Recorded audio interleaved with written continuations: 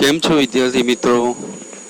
ધોરણ 12 ફિઝિક્સમાં આપણે chapter number 3 પ્રવાહ વિદ્યુત એમાં ભાગ 3 એના વિશે આપણે સવિસ્તાર આગળ જોઈએ.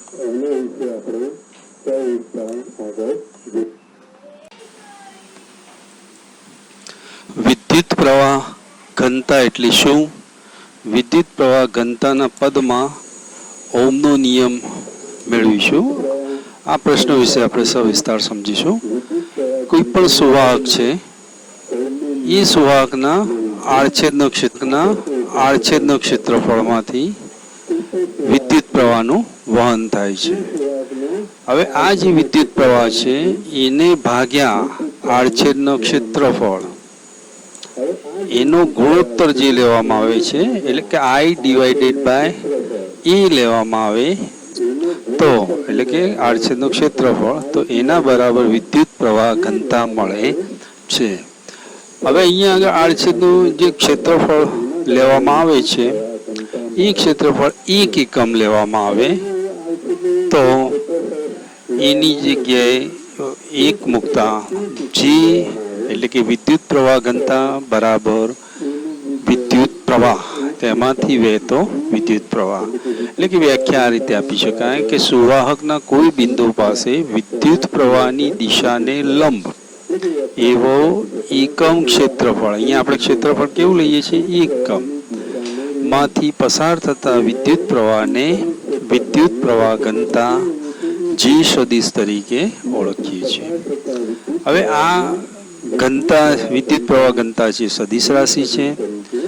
એનો એકમ છે I, એટલે કે વિદ્યુત પ્રવાહનો એકમ એમ્પિયર છે, અને ક્ષેત્રફળનો એકમ મીટર સ્ક્વેર છે.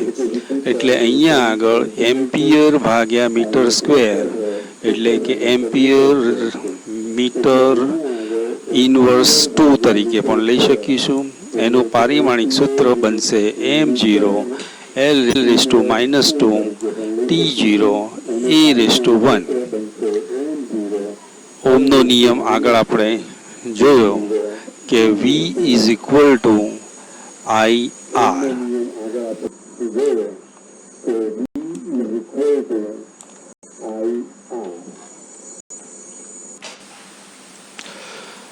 ઓહમનો નિયમ આગળ આપણે જોયો, V is equal two IR. હવે કોઈ પણ સુવાહક છે એમાં વિદ્યુત સ્થિતિમાનનો તફાવત, તો એના બે સૂત્ર આપણને મળે છે. વિદ્યુત સ્થિતિમાનનો તફાવત V ઇઝ ઇક્વલ ટુ જે પણ સુવાહક લીધી છે એની લંબાઈ ગુણ્યા એમાં ઉદ્ભવતું વિદ્યુત ક્ષેત્ર, એટલે કે E. વિદ્યુત સ્થિતિમાનનો તફાવતનું પહેલું સૂત્ર મળશે V is equal two EL. બીજું સૂત્ર આપણે જોઈએ તો V is equal two IR. હવે આગળ આપણે જોયું કે R વિદ્યુત અવરોધ, R બરાબર ρL/A. તો અહીંયા આગળ V is equal two I, R ની કિંમત મૂકી દો, ρL/A એ બીજું સૂત્ર થશે. બંને સૂત્રોને સરખાવતા EL is equal two I ρL/A. આગળ જોયું કે પ્રવાહ ઘનતા G, તો એના બરાબર I/A. હવે આ સૂત્રમાં I/A બરાબર G મૂકી દો. સૂત્રમાં નજર કરો તો L જતા રહેશે, તો E is equal two I/A ની જગ્યાએ G મૂકો, અને ρ તો છે જ, તો E is equal two J ρ. તો આ સૂત્ર અહીંયા આગળ અદિશ સ્વરૂપે આપેલું છે. જો સદિશ સ્વરૂપે એનો સંબંધ જોઈએ તો E સદિશ ઇઝ ઇક્વલ ટુ ρ J સદિશ. તો આ આપણને Gના એટલે ρ સ્વરૂપમાં E અને J વચ્ચેનો સંબંધ દર્શાવતું સમીકરણ મળે છે. હવે ρ એટલે કે અવરોધકતાના સ્વરૂપમાં છે. હવે એ જ સૂત્ર આપણે વાહકતાના સ્વરૂપમાં પણ લખી શકીએ, એટલે કે અવરોધકતાની જગ્યાએ આપણે શું લખીશું? વાહકતા વાપરીશું. તો E સદિશ ઇઝ ઇક્વલ ટુ J ગુણ્યા રોની જગ્યાએ શું લખીશું આપણે 1/સિગ્મા, એટલે કે સદી જે સદીશ ઇઝ ઇક્વલ ટુ સિગ્મા ઈ સદીશ. તો એ આ સૂત્ર આપણને અહીંયા આગળ વાહકતા માટેનું સૂત્ર.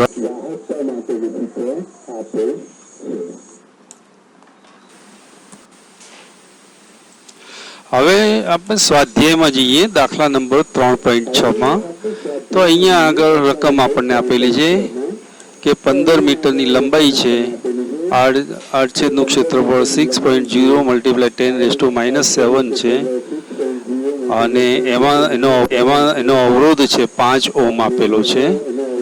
હવે એ જે તાર છે એ તારની અવરોધકતા આપણે શોધવાની છે. એલ આપ્યું છે, અહીંયા આગળ એ આપ્યું છે, આર આપ્યું છે, તો અવરોધકતાનું મૂલ્ય આપણે શોધી શકીએ. કયું સૂત્ર વાપરીશું વિદ્યાર્થી મિત્રો? તો સૂત્ર આપણે R is equal to rho L upon A સૂત્ર વાપરીશું. હવે રો બરાબર આર એ અપોન એલ થશે. આર બરાબર 5 આપેલું છે, ઓહમ આપેલું છે. એ બરાબર 6.0 × 10⁻⁻7 આપેલું છે, અને એલ બરાબર 15 મીટર આપેલું છે. ગણતરી કરશો તો 2 × 10⁻⁻7 ઓહમ મીટર જવાબ આપને મળશે. આ થયો સ્વાધ્યાયનો દાખલા નંબર 3.6. હવે ફરીથી આપણે થિયરી પર આવીએ. તો ઇલેક્ટ્રોનની પ્રશ્ન એ છે કે ઇલેક્ટ્રોનની ડ્રિફ્ટ ગતિ અને ડ્રિફ્ટ વેગ સમજવાનું છે. તો સૌથી પહેલા તો આપણે સુવાહક લઈએ. તો સુવાહકમાં ઇલેક્ટ્રોન્સ રહેલા છે. એ ઇલેક્ટ્રોન્સ ધારો કે નંબર ઓફ આઈ ગણીએ તો એ 1 2 3 કેપિટલ એન સુધી હોય છે. હવે આ બધા ઇલેક્ટ્રોનનો વેગ અહીંયા આગળ આપણે વી જાણીએ. તો વિદ્યુત ક્ષેત્રની હાજરીમાં ઇલેક્ટ્રોન પ્રવેગિત થશે અને ઇલેક્ટ્રોનનો પ્રવેગ મળશે. તો પ્રવેગ બરાબર આપણે શું જાણીએ છીએ કે એફ અપોન એમ.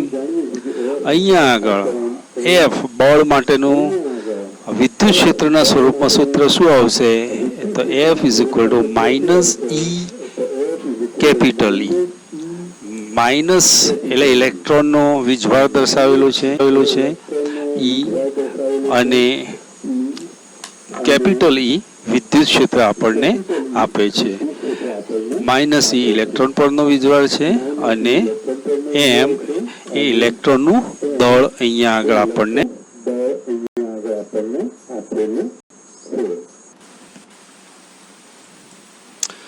હવે આગળ આપણે ઇક્વેશન જોયું કે પ્રવેગ બરાબર minus E capital E upon એમ. હવે આપણે આગળ સૂત્ર જોઈએ કે ધારો કે ઇલેક્ટ્રોન છે એ વાહકમાં અસ્તવ્યસ્ત ગતિ કરે છે. હવે ટી સમયે ધારો કે કોઈ એક T1 સમયે પસાર થતો હોય ત્યારે એનો વેગ વી આઈ છે, અને ટી સમયે ધારો કે એનો વેગ વીટી છે. ટી આઈ એટલે ઇનિશિયલ સમય એનો વેગ વીઆઈ દર્શાવેલું છે, અને ટી સમય એનો વેગ વીટી વડે દર્શાવેલો છે. હવે આપણે વીટી ટી સમયનો વેગ માટેનું સૂત્ર મેળવવું હોય તો VT T is equal to VI plus AT થશે. હવે એની જગ્યાએ આપણે આગળ સૂત્ર જોયું E capital E minus E capital E upon M મૂકીશું, અને ઇનિશિયલી વેગ ધારો કે 0 છે, તો સૂત્ર વીટી માટેનું મળશે 0 માઇનસ ઈ કેપિટલ ઈ એમ અપોન ટી. અહીંયા આગળ તમને આકૃતિમાં બતાવેલું છે કે પુનરાવર્તિત અથડામણો થાય છે, એટલે કે એ બિંદુથી ઇલેક્ટ્રોન અસ્તવ્યસ્ત ગતિ કરે છે, અને એનો ગતિપથ બતાવ્યો છે એ ટુ બી રેખા વડે દર્શાવેલો છે. હવે જ્યારે વિદ્યુત ક્ષેત્ર આપવામાં આવે છે ત્યારે ઇલેક્ટ્રોનની ગતિ ડ્રિફ્ટ બને છે, એટલે એનો માર્ગ બને છે એ થી બી ડેશ સુધીનો જે ત્રુટક રેખા વડે અહીંયા આગળ દર્શાવેલું છે. એટલે બી થી બી ડેશ જેટલું ઇલેક્ટ્રોનનું સ્થાનાંતર થાય છે, જે અને ભાગ્યા સમય એ આપણને ડ્રિફ્ટ વેગ તરીકે આપે છે. અહીંયા આગળ ડ્રિફ્ટ વેગની સમજૂતી આપણે આ રીતે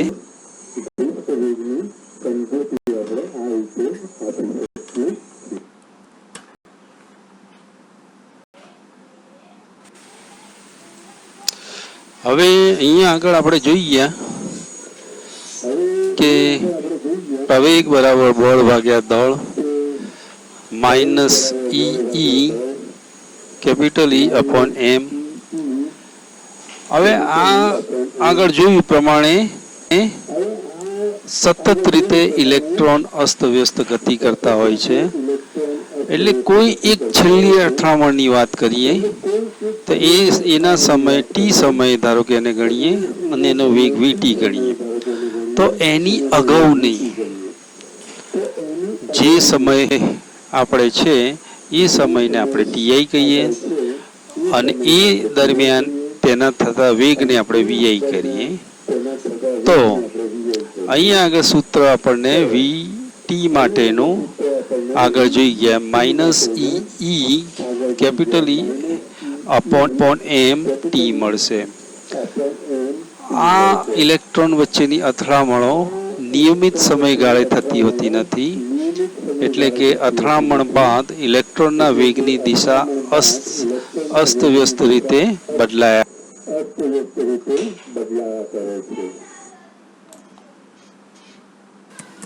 ડ્રિફ્ટ વેગ અને વિદ્યુત પ્રવાહ ઘનતા વચ્ચેનો સંબંધ દર્શાવતું સૂત્ર મેળવો. આ પ્રશ્ન છે, એના જવાબ માટે આપણે જોઈશું. એક સુવાહક નળાકાર લઈશું. એ સુવાહક નળાકારમાં આડછેદનું ક્ષેત્રફળ એ આપેલું છે. હવે આ આડછેદનું ક્ષેત્રફળમાં વિદ્યુત ભારોનું વહન, ચોખ્ખું વહન થાય છે ડ્રિફ્ટને કારણે.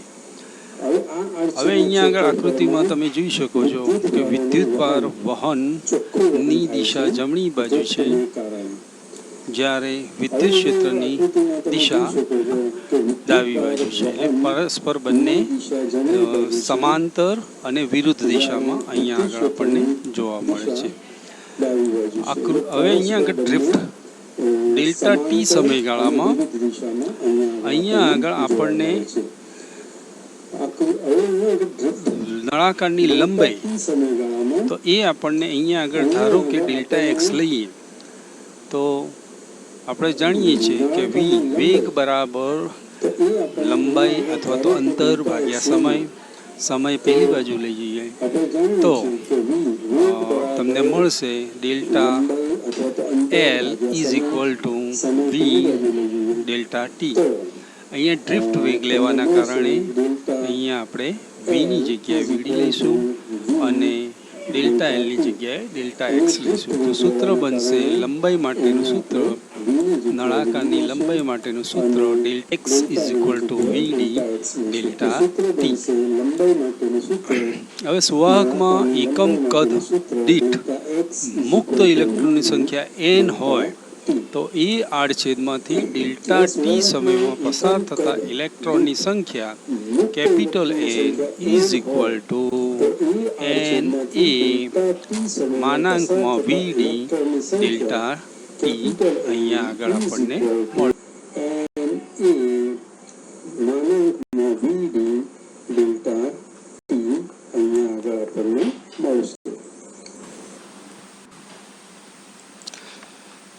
હવે આપણે આગળ સૂત્ર જોયું તો કુલ ઇલેક્ટ્રોનની સંખ્યા માટેનું સૂત્ર જોયું. હવે જોઈએ આપણે વિદ્યુત ભાર. ધારો કે વિદ્યુત ભાર એ આડછેદમાંથી પસાર થતો વિદ્યુત ભાર ક્યુ છે, તો ક્વોન્ટમીકરણ સૂત્ર અનુસાર Q is equal to capital N E. N માટેનું સૂત્ર આગળ આપણે જોયું તો એન કેપિટલ એન બરાબર minus N A VD delta T. અને અહીંયા આગળ મલ્ટીપ્લાય ઈ થશે, જે આપણને વિદ્યુતભાર આડછેદમાંથી પસાર થતા વિદ્યુતભાર ક્યુ માટેનું સૂત્ર આપશે. હવે અહીંયા આગળ જુઓ કે નીચે આકૃતિમાં બતાવેલું છે, નળાકાર બતાવેલું છે વાહક, અને એમાં ઇલેક્ટ્રોનની દિશા જમણી બાજુ છે, તો જ્યારે વિદ્યુત ક્ષેત્રની દિશા ડાબી બાજુ છે, એટલે પરસ્પર વિરુદ્ધ દિશામાં છે. એટલે કે અહીંયા જેટલો જ વિદ્યુતભાર જમણી દિશામાં વહે છે એટલું જ વિદ્યુત ક્ષેત્ર ડાબી બાજુ આપણને મળે છે. તો વિદ્યુત ક્ષેત્રની દિશામાં પસાર થતો વિદ્યુતભાર માટેનું સૂત્ર અહીંયા આગળ ઇલેક્ટ્રોન માટે માઇનસ લઈએ છીએ, તો અહીંયા આગળ plus NaE માનાંકમાં VD delta T થશે. હવે આગળ આપણે સૂત્ર જોઈએ છીએ કે આ ઈ વિદ્યુતભાર માટેની સૂત્રની વાત કરી. હવે આગળ આપણે જાણીએ છીએ કે ડેલ્ટા ટી એ ક્ષેત્રમાંથી પસાર થતો વિદ્યુતભાર I is equal to Q upon delta T. હવે ડેલ્ટા ટી ને ડાબી બાજુ લઈ જાઓ તો I delta T is equal two Q થશે. એટલે અહીંયા વિદ્યુતભારના આપણને બે સૂત્રો મળશે. પહેલું તો વિદ્યુત ક્ષેત્ર ની દિશા માટે જે લીધું plus NaE માનાંકમાં VD delta T, અને બીજું છે Q is equal two I delta T. બંને સૂત્રોને સરખાવો તો I delta T is equal to NaE માનાંકમાં VD delta T જતા રહેશે, તો I is equal two Na માનાંકમાં VD માનાંક પૂરો E મલ્ટીપ્લાય E થશે. હવે E ને ડાબી બાજુ લાવો ડિવાઇડેડમાં, તો I ભાગ્યા E, તો એ આપણને શું આપશે? તો એ આપણને પ્રવાહ ઘનતા J આપશે.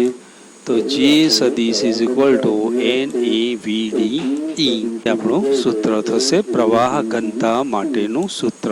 એટલે કે અહીંયા રિલેશન બતાવે છે ડ્રિફ્ટ વેગ અને પ્રવાહ ઘનતા વચ્ચેનો સંબંધ દર્શાવતું સમીકરણ.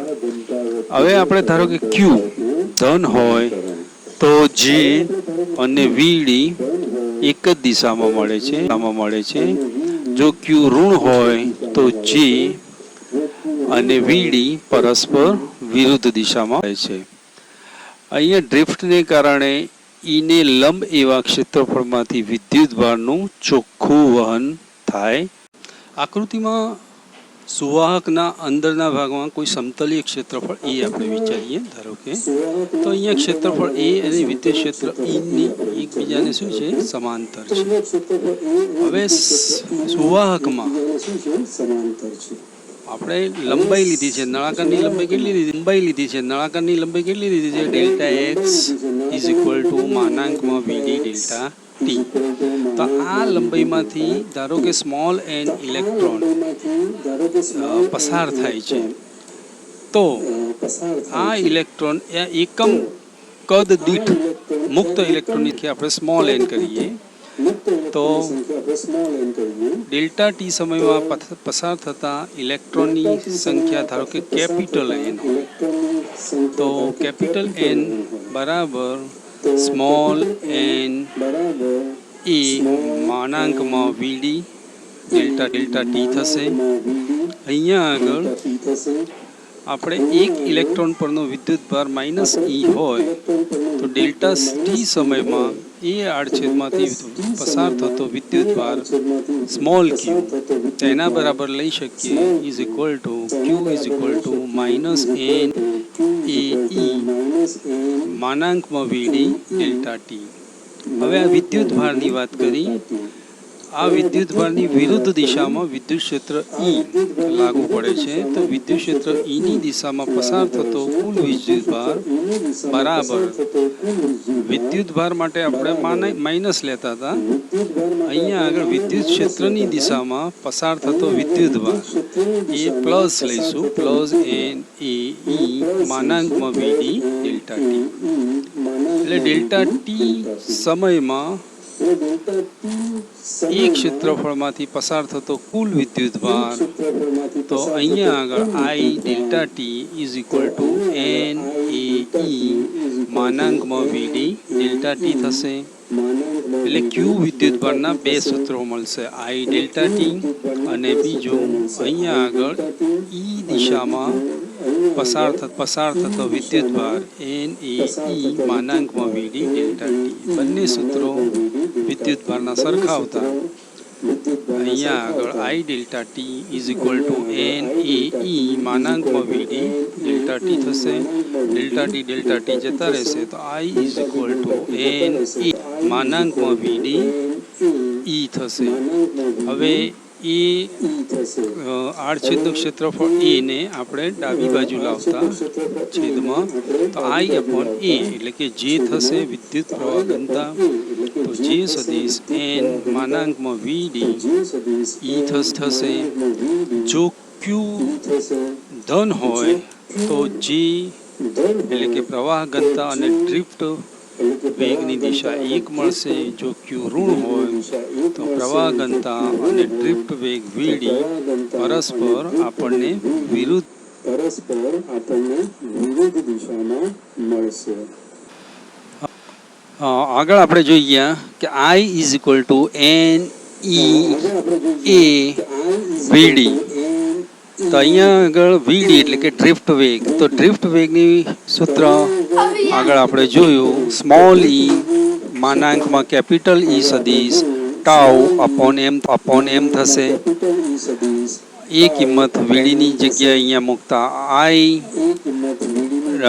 એને ડિવાઇઝનમાં લઈ જતા આઈ ભાગ્યા એ એની સ્ક્વેર માનાંકમાં ઈ સદિશ ટાઉ અપોન એમ થશે. હવે આઈ અપોન એ તો એના બરાબર માનાંકમાં સદિશ લખી શકાય, તો is equal to N E square માનાંકમાં ઈ સદિશ ટાઉ અપોન એમ થશે. હવે ઈ સદિશ અને જે સદિશ એટલે કે પ્રવાહ ઘનતા અને વિદ્યુત ક્ષેત્ર બંને એક જ દિશામાં હોવાથી આપણે એમને સદિશ તરીકે લઈ શકીએ છીએ. તો J is equal to N E square tau capital E upon M થશે. હવે આ સમીકરણ આગળ આપણે પ્રવાહ ઘનતા માટેનું સમીકરણ જોયું કે જે ઇઝ ઇક્વલ ટુ સિગ્મા ઈ. બંને સમીકરણોને પ્રવાહ ઘનતાના બંને સમીકરણો સરખાવતા સિગ્મા બરાબર આપણે લઈશું N E square tau upon M. આ થઈ ગઈ વાહકતા માટેનું સૂત્ર. અવરોધકતા માટે રો, તો વાહકતાનું વ્યસ્ત થશે એટલે કે sigma is equal to 1 upon row.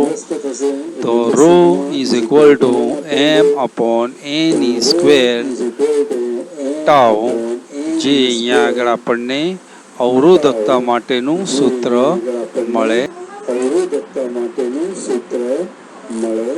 છે.